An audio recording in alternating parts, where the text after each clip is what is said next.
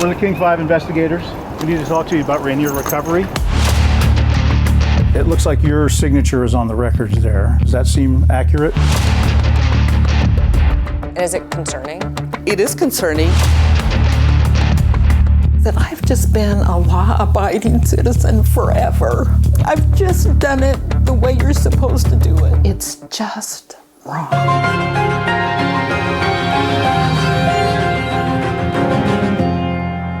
Hello, and welcome to the King 5 Investigators Spotlight.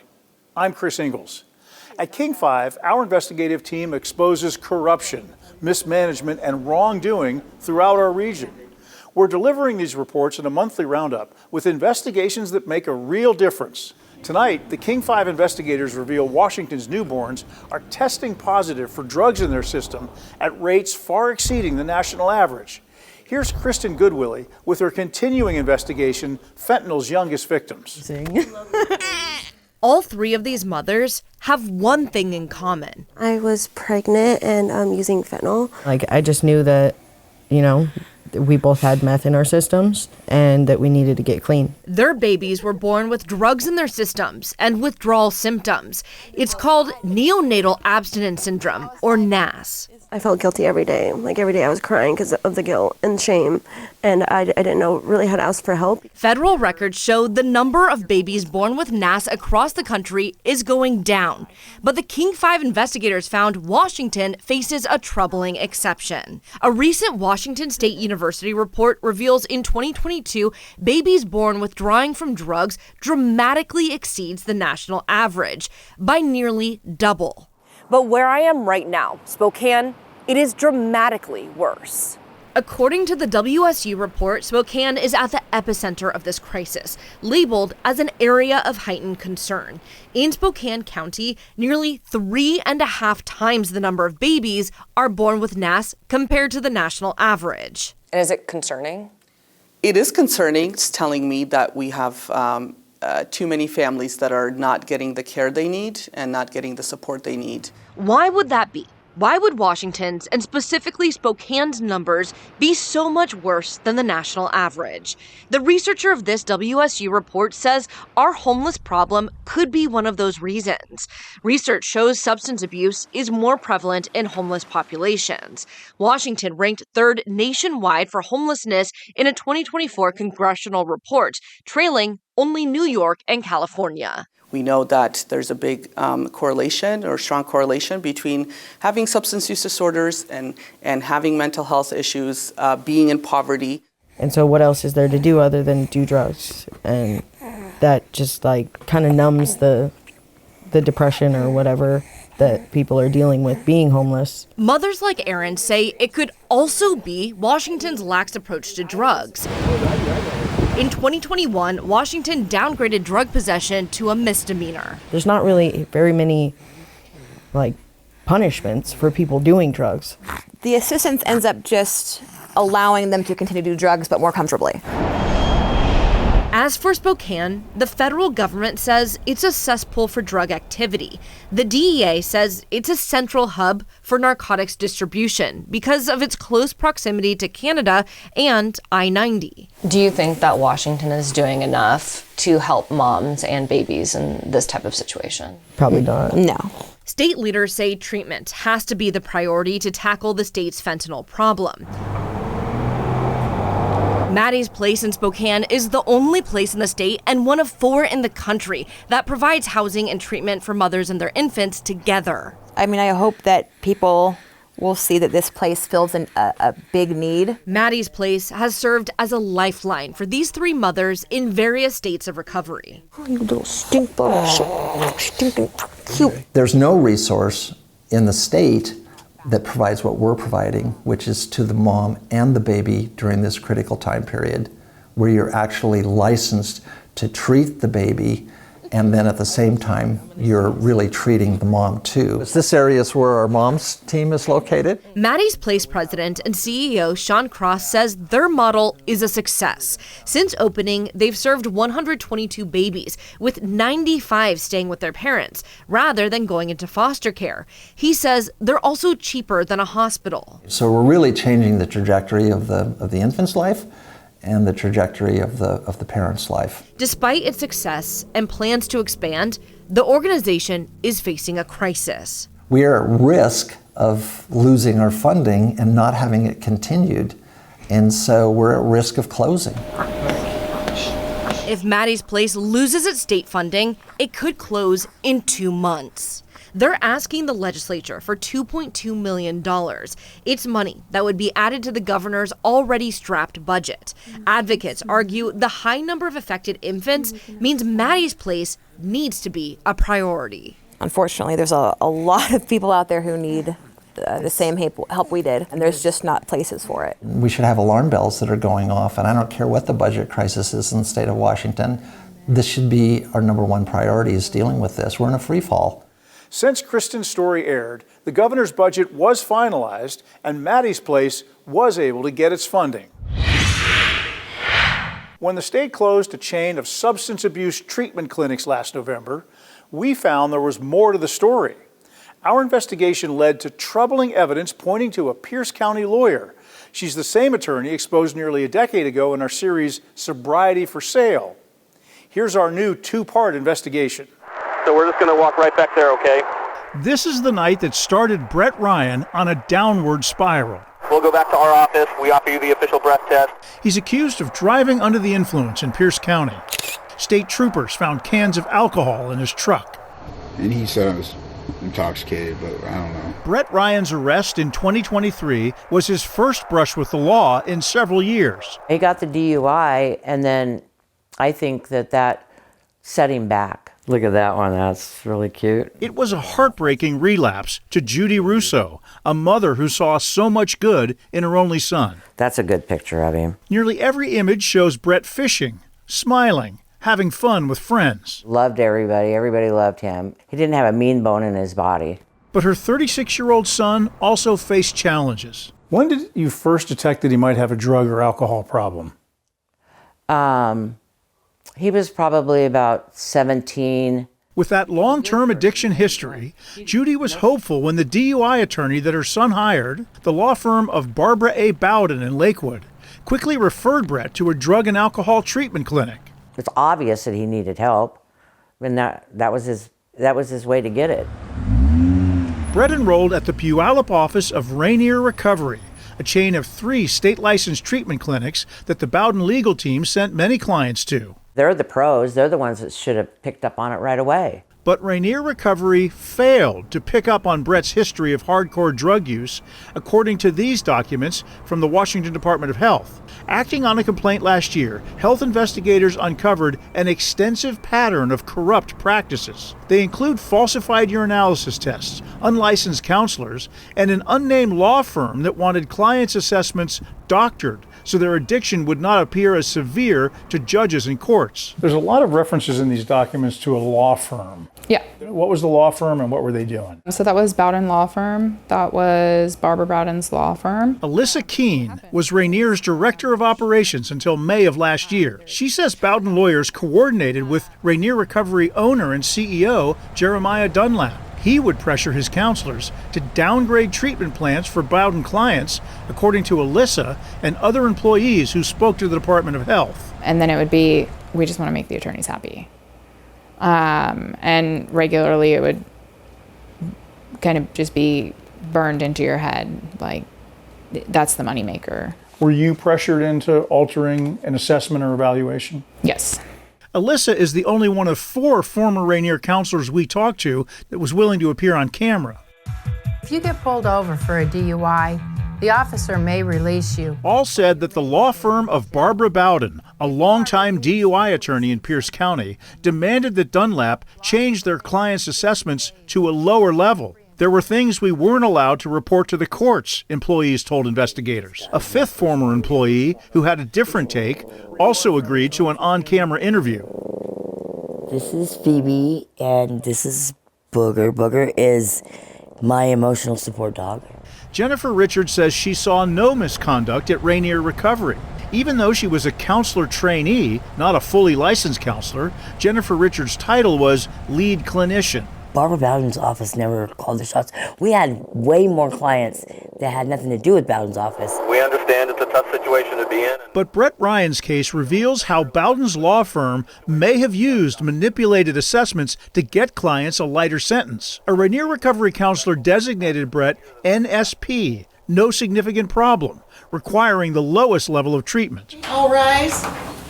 Pierce County District Court is now in session. In this courtroom in January of last year, the judge relied on that report to sentence Brett to no jail time and 3 months of drug and alcohol monitoring by Rainier Recovery, a minimal sentence. Records show he paid Rainier for 1 day-long drug and alcohol class and victims panel. Brett paid $190 for 8 hours when he should have been hauled off to a treatment center right then and there. I mean, that's a joke. So why? Why do all this? What possibly could have been the motive?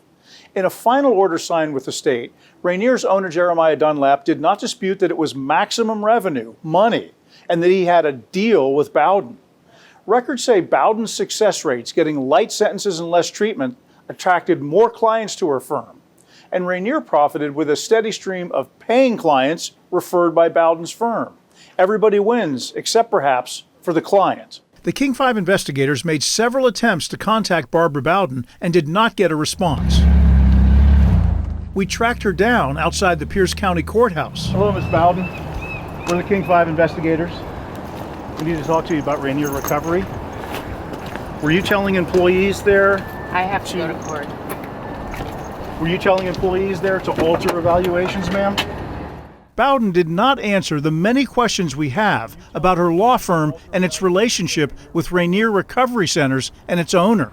It's all over Department of Health documents if that's what you were doing. And there's evidence she's been doing it a long time. Mike Harbison is a lawyer who worked for Bowden 15 years ago. He declined an on-camera interview, but told King 5 Bowden would call the shots as far as manipulation of assessments was concerned.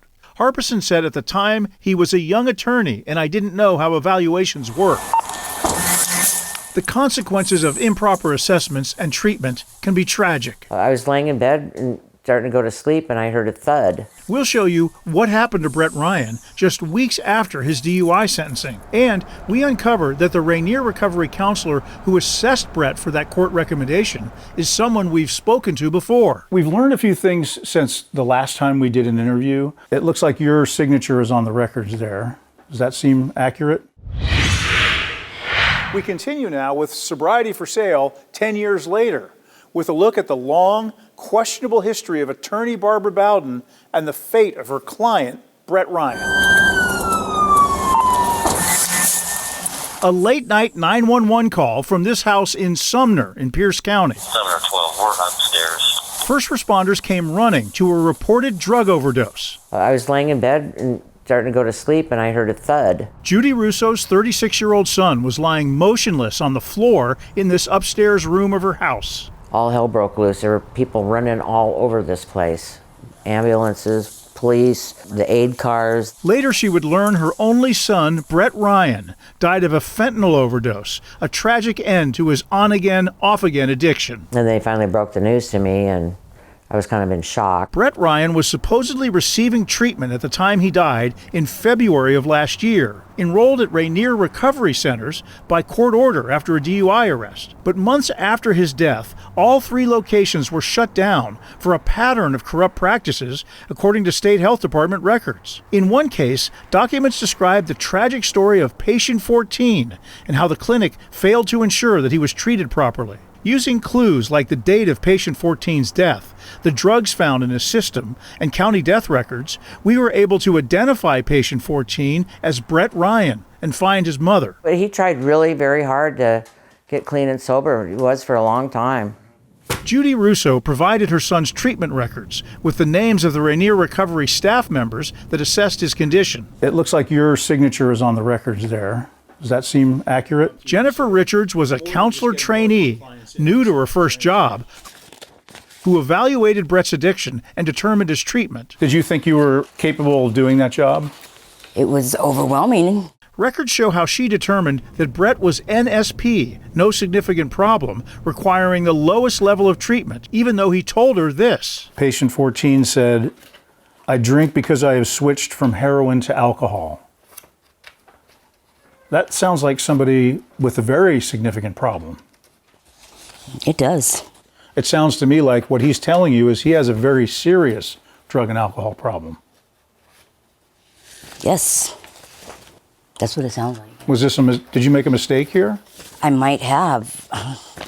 I'm a trainee. That's why they call us trainees. Yeah. She's right. The state's investigation blamed Rainier Recovery's CEO, Jeremiah Dunlap, for failing to provide required oversight for his trainees. And Dunlap was doctoring patient assessments down to the bare minimum from needing a higher level of care at the direction of a particular law firm. That's according to the findings and agreed order by the Department of Health. In court, a defense lawyer could use that downgraded assessment to argue for a lighter sentence or reduced treatment. And it have to take a death for somebody to really stand up and say something finally? That's sad. Jeremiah Dunlap did not respond to our messages seeking an interview. After Brett Ryan's DUI arrest in 2023, records show he hired the Lakewood law firm of Barbara A. Bowden. My name is Barbara Bowden, and I'm the owner of the law offices of Barbara Bowden. It was Bowden's law firm that referred him to Jeremiah Dunlap and Rainier Recovery. According to 4 former Rainier employees we spoke with, it was Bowden's law firm that routinely pressured Rainier employees to change patient assessment results. Records show 4 unidentified Rainier employees told state investigators the same thing. Hello, Ms. Bowden. We're the King 5 investigators. We need to talk to you about Rainier Recovery. Bowden, a longtime DUI lawyer in Pierce County, refused to answer our questions. And it's not the first time. This complaint is one of several references to Barbara Bowden's law firm. Bowden has ties to a past King 5 investigation, Sobriety for Sale. Have clients been paying money to you to get out of treatment? No. Nearly a decade ago, we exposed corruption at 5 Pierce County treatment clinics. 4 of them shut down by the state after our stories. Many of them submitted falsified treatment reports to the courts. Records show Barbara Bowden had ties to every one of those clinics.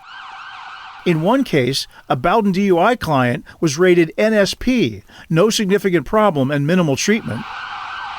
Months before, he drove drunk again the wrong way on the 520 bridge. He hit and killed Morgan Fick Williams on her way to work. I believe if they were really doing their job, then they would have recognized immediately that he had a drinking problem, because he didn't go a day without smelling like alcohol. It's all over Department of Health documents that that's what you were doing. Is that true? Were you harmful to clients, ma'am? I feel like, yeah, if I made a mistake, oh my God, I feel terrible. Why wouldn't I? So I want to ask you again, did you treat this client this way because he was a Barbara Bowden client? No, I did not. I treated this client this way because it was his first DUI. Jennifer Richards says no one told her to downgrade Brett Ryan's assessment. But with licenses revoked at Rainier Recovery's trio of clinics, that means Barbara Bowden's firm is now tied to 8 suspicious treatment centers over the years, 7 of which were shut down by state regulators. Thank you. Please have a seat. Good morning. When Brett Ryan appeared in this Pierce County District courtroom last year, Bowden's law firm submitted his NSP evaluation to the judge. He was sentenced to no jail time and, because of Rainier Recovery's recommendation, minimal treatment. 1 month later, he was dead from a fentanyl overdose. It was about the money. It wasn't about him. We asked the state health department what action it took against Barbara Bowden. A spokesperson says the department has no jurisdiction over lawyers, and we're not aware of anyone else investigating her misconduct even after all these years. Imagine losing your life savings in a cyber scam. Then the IRS shows up demanding a piece of the money. As King 5 investigator Susanna Frame found, a tax policy change in the first Trump administration is dealing a second blow to scam victims across the country and here in Washington state. These 2 are for blood pressure. When Barb Putnam of Olympia lost her life savings to scammers last year, she also lost her health. My blood pressure was off the wall. These 2 are for cholesterol. I wasn't sleeping, I wasn't eating. There was another consequence Barb didn't expect, getting victimized twice. Once by the criminals, then again by the U.S. government. This is my 2024 taxes. Last month, she got hit with a hefty tax bill. There's not a way to close the door on the trauma and get moved on when you have this tax thing weighing you over here. There's no way to close the door and move on. In February, we exposed how online scammers posing as tech support last year convinced Barb she'd been hacked and was in big trouble with the government. She needed to sell all her stocks and transfer the money to her bank. In the end, they stole her life savings, $300,000. Everything shattered. And, with lots of consequences. Thought if I could get ahead of it. When you sell stocks for a profit, it inflates your income, and the government gets a cut. In this case, it appeared this 73-year-old retired state worker made $243,000, and that came with a tax bill of $30,000 more. Have you ever made $243,000 in a year? No. No, never. That's gone. It disappeared. It was stolen. How in the world can I pay this? 100 years ago, Congress passed this bill to help victims of theft. The 1916 new tax code said deductions are allowed when losses are sustained from theft. Something I'm very proud of. Great for our country, great for the American people. Thank you all. That all changed in Trump's first term. A major tax overhaul signed in 2017 wiped out tax penalty forgiveness for victims of scams like Barb. It makes me speechless. I just don't know what to do. Welcome to the Aging Committee's hearing entitled Fighting Fraud. Last year, the Senate Committee on Aging authored a report on the fallout. They cited retirees impacted from coast to coast, including an online fraud victim in California owing the IRS $60,000. A man in Pennsylvania caught up in a tech support scam had a $220,000 IRS bill. And a couple in Florida was ripped off, then taxed $800,000. My report highlighted the crushing financial blow that this law dealt to scam victims, leaving them paying heavy taxes on stolen retirement savings. The change came at a time when fraud schemes in the U.S. skyrocketed. In 2019, Americans lost nearly $2 billion to scams. Last year, the total was more than 5 times that, at $12.5 billion. Just been a law-abiding citizen forever. I've just done it the way you're supposed to do it. I've paid my taxes. I pay all my bills on time. I made a plan to retire. And then the government comes in and says, you owe us. It's just wrong. No matter which way you go, it's just wrong. We rely on your tips for our stories. You can reach us at investigators@king5.com. I'm Chris Ingalls from all the King 5 investigators. Thanks for watching.